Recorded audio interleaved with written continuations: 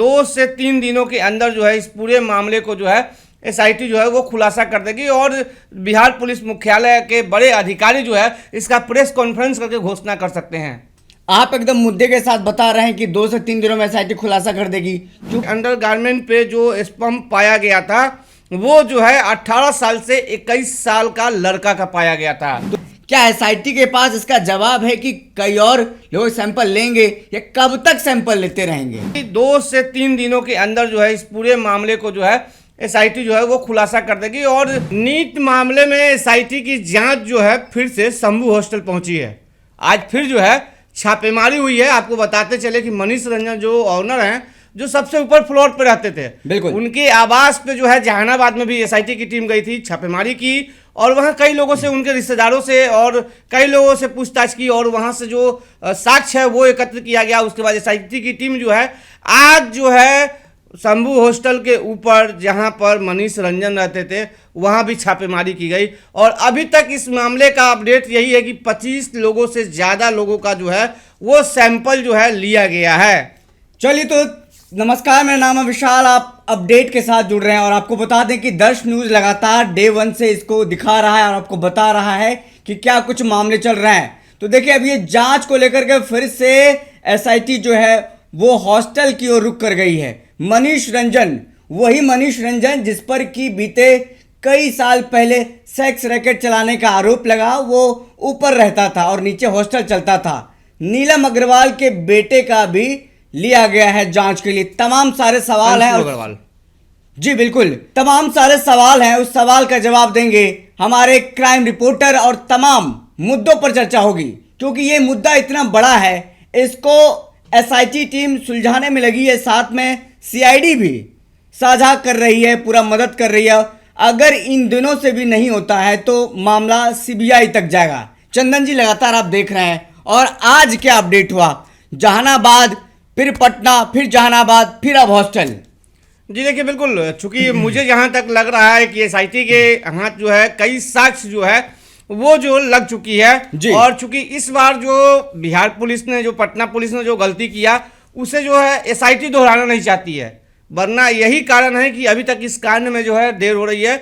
लेकिन एक चीज़ जरूर है कि एसआईटी देर कर रही है लेकिन दुरुस्त कर रही है, क्योंकि एसआईटी 1 बाई 1 लोगों का सैंपल भी जांच में लिया गया है और इसके साथ साथ कई लोगों से पूछताछ की गई है। जो मनीष रंजन, जिसका कई आरोप लग रहा था मनीष रंजन के ऊपर, जो जहानाबाद के रहने वाले थे, उनके यहाँ भी छापेमारी की गई। आज शंभू हॉस्टल के में जो एसआईटी की टीम है फिर वहाँ पहुँची है और जो लगातार जो है वहाँ से भी और साक्ष्य एकत्र की गई और वहाँ पे ताला मार दिया गया।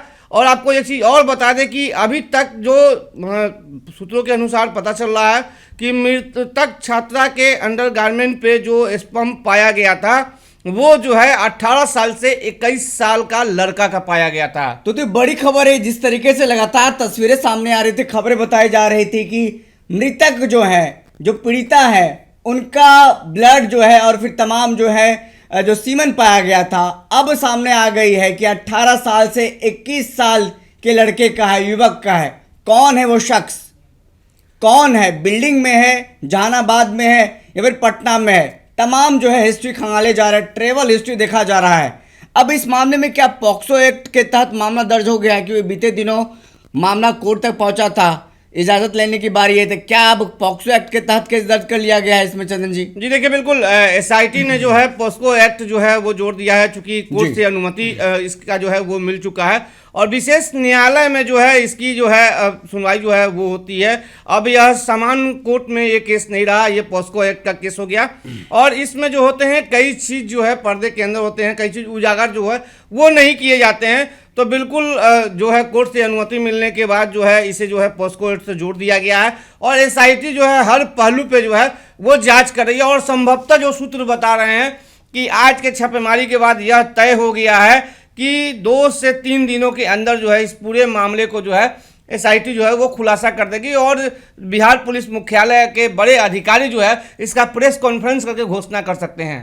आप एकदम मुद्दे के साथ बता रहे हैं कि 2 से 3 दिनों में एसआईटी खुलासा कर देगी, क्योंकि अभी तक जो बातें सामने आ रही, जिस तरीके से आपने बातें बताई, 25 लोगों का सैंपल लिया गया है और एसआईटी क्या और भी लोगों के सैंपल लेगी? क्योंकि अभी तक जो मामला कहा जा रहा है कि सीआईडी के पास बिसरा रिपोर्ट भी नहीं पहुंचा है। सीआईडी फिर एसआईटी दोनों के बीच में एक कहीं ना कहीं गैप नजर आ रहा है। क्या लग रहा है 2 से 3 दिनों में वाकई में खुलासा हो जाएगा, इस केस का पटाक्षेप हो जाएगा? चंदन जी, एक चीज तो क्लियर है जी, जो गलती शुरू में पुलिस के द्वारा किया गया वो गलती अब एसआईटी नहीं करने वाली है। क्योंकि आप भी देखिए कितना किरकिरी जो है वो हुआ, एक थानेदार के जो ऊपर बताया गया, उसके बाद कई लोगों ने पोस्टमार्टम रिपोर्ट का इंतजार नहीं किया और मीडिया में ये बातें सामने आ गई, आधिकारिक बयान आ गया।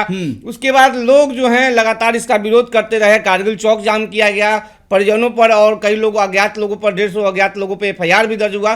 तो अब एसआईटी जो है वो गलती नहीं करने वाली है और साक्ष्य के साथ जो है इस मामले का जो है उद्भेदन जो है वो होना है। हाँ, एक चीज जरूर है कि अभी तक 25 लोगों का हुआ है और यूं कह कि 25 लोगों से ज्यादा का हुआ है। क्योंकि आज जो सूत्र हैं वो जो बता रहे हैं कि 18 साल से 21 साल का जो लड़का उसका जो है पाया गया था, तो उसके बाद इस उम्र के जो लोग हैं उसका जो है सैंपल जो है वो भी लिया जा रहा है। तो 25 से आंकड़ा जो है वो ज्यादा बढ़ सकता है। बिल्कुल। तो रडार पर 18 साल से 21 साल के युवक हैं। यह साफ हो गया है कि जो शख्स है वो 18 साल से 21 साल तक का इससे बड़ा नहीं है। मतलब रास्ता कहीं ना कहीं क्लियर नजर आ रहा है एसआईटी को कि 21 साल से 22 साल तक ही लोग देखेंगे और उसके बाद उसकी जांच के दायरे में नहीं आएंगे। अगर उससे कोई बड़ा होता है तो अगर उसका सैंपल लिया गया तो उसको फिर बाहर कर दिया जाएगा, छांट दिया जाएगा। तो वही फिर से बात आती है, 25 से ज्यादा सैंपल ले लिया गया है। क्या एसआईटी के पास इसका जवाब है कि कई और लोग सैंपल लेंगे या कब तक सैंपल लेते रहेंगे?